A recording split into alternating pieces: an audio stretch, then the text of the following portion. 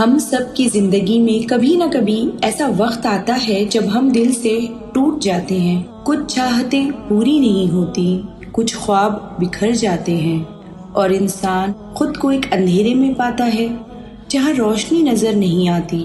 اس اندھیرے میں انسان کے دل میں یہ خیال آتا ہے کہ شاید سب ختم ہو گیا، کوئی امید باقی نہیں رہی. لیکن کبھی ہم نے یہ نہ سوچا کہ اللہ نے اس سب کے پیچھے کیا حکمت رکھی ہے.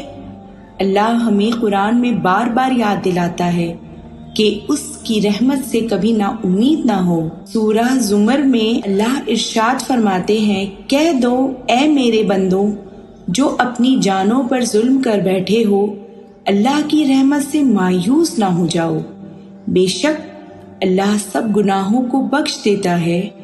اللہ ہمیں یاد دلا رہا ہے کہ چاہے ہم کتنی بھی بڑی غلطیاں کر لیں، کتنی بھی بڑی آزمائش میں مبتلا ہو جائیں، اس کی رحمت ہمیشہ ہمارے لیے کھلی ہے.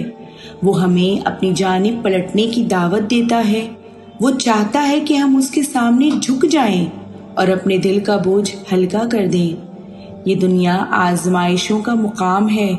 اللہ ہمیں آزمائش میں ڈالتا ہے تاکہ ہم اس کی طرف رجوع کریں اور ہر مشکل کو صبر و دعا سے گزاریں. حضرت محمد مصطفیٰ صلی اللہ علیہ وسلم نے ارشاد فرمایا، اللہ جس سے محبت کرتا ہے اسے آزمائش میں ڈالتا ہے. تو کیا یہ ممکن ہے کہ جو آزمائش ہمیں مل رہی ہے وہ ہماری بھلائی کے لیے ہو؟ شاید اللہ ہمیں اس مشکل کے ذریعے کچھ سکھانا چاہتا ہے، ہماری روح کو مضبوط کرنا چاہتا ہے. اور جب ہم اللہ سے کوئی چیز مانگتے ہیں اور وہ ہمیں فوراً نہیں ملتی تو شاید اللہ بہتر جانتا ہے وہ چیز ہمارے لیے کب اور کیسے بہتر ہوگی. اسی لیے ہمیں اس کے فیصلے پر بھروسہ رکھنا چاہیے. اور جانتے ہو، نمازیں بھی ہماری امید کو مضبوط بناتی ہیں. جب ہم 5 وقت کی نماز پڑھتے ہیں تو یہ ہمارے دن کو اللہ کے ذکر سے باندھ دیتا ہے. نماز صرف ایک فرض نہیں بلکہ یہ ہمارے دل کو اللہ کی یاد میں بیدار رکھنے کا ایک ذریعہ ہے. ہر سجدے میں جب ہم اپنے رب کے سامنے جھکتے ہیں تو ہم اپنے دل کو سکون اور امید دیتے ہیں.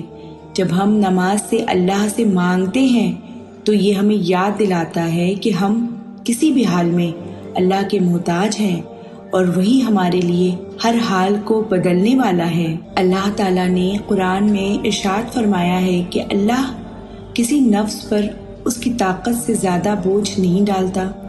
تو جب ہم آزمائش میں ہوتے ہیں اس کا مطلب یہ ہے کہ اللہ جانتا ہے کہ ہم اس سے نکل سکتے ہیں اور ہم اپنے دل میں صبر و شکر پیدا کریں اور اللہ کی محبت میں خود کو مضبوط کریں. اب ذرا سوچیں، اگر اللہ ہمیں وہ چیز نہ دے جس کی ہم نے دعا کی تھی تو شاید وہ ہمیں اس سے بھی بہتر کچھ دے رہا ہے، کیونکہ اللہ کا علم مکمل ہے اور ہمارا علم محدود. کبھی کبھی جو ہمیں صحیح لگتا ہے حقیقت میں وہ ہمارے لیے نقصان دہ ہو سکتا ہے اور اللہ ہمیں اس نقصان سے بچا رہا ہوتا ہے. اگر آپ کسی ایسی حالت میں گزر رہے ہیں جہاں آپ کو لگ رہا ہے کہ امید ختم ہو گئی ہے تو یاد رکھیں کہ یہ صرف ایک وقتی حالت ہے. اللہ کی رحمت ہر وقت ہمارے ساتھ ہے. وہ ہر وقت ہمیں دیکھ رہا ہے اور ہر وقت ہمارے قریب ہے. وہ ہمیں ہماری ہمت سے زیادہ نہیں آزمائے گا اور جو لوگ اس پر بھروسہ رکھتے ہیں انہیں کبھی خالی ہاتھ نہیں لوٹ آتا. یاد رکھو، اللہ کا ہر فیصلہ ہمارے لیے بہترین ہوتا ہے.